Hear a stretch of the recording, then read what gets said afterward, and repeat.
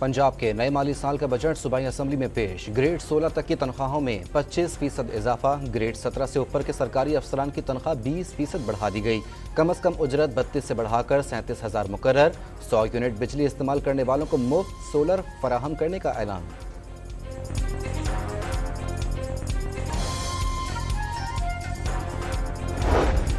Punjab assembly में budget तकरीर के दौरान अपोजिशन का एहतजाज। एजेंडे की कॉपियां फाड़ डाली। हत्या इज्जत कानून पर सहाफियों ने भी बायकॉट किया।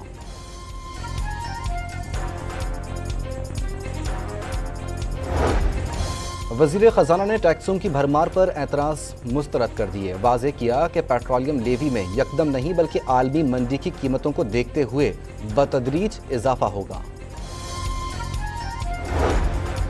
हुकूमत ने बजट में अक़लियतों की फलाही स्कीमों के लिए ग्रांट खत्म कर दी। फंड्स मुख्तस नहीं किए। माली साल 23-24 के दौरान 10 करोड़ रुपए रखे गए थे। बजट मंजूरी का मिशन। वज़ीर आज़म शहबाज शरीफ पुरानी इत्तेहादी मौलाना फजलुर रहमान के घर जा पहुंचे। सियासी मसाइल हल करने के लिए कमेटी तश्कील देने की तजवीज़।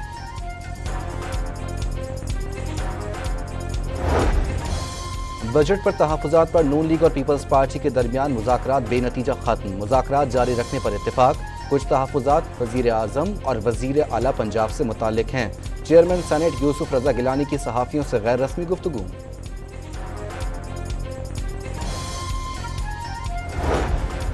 सिंध का नए माली साल का बजट कल पेश किया जाएगा। तनख्वाहों में 10% इजाफे का इम्कान। हुकूमती ज़राए का बजट टैक्स फ्री बनाने का दावा।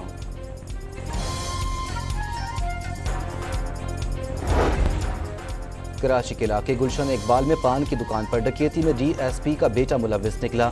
डकैती में इस्तेमाल गाड़ी बरामद। पुलिस ज़राए के मुताबिक गाड़ी DSP के इस्तेमाल में है। DSP समेत 3 मुलजिमों को हिरासत में ले लिया गया।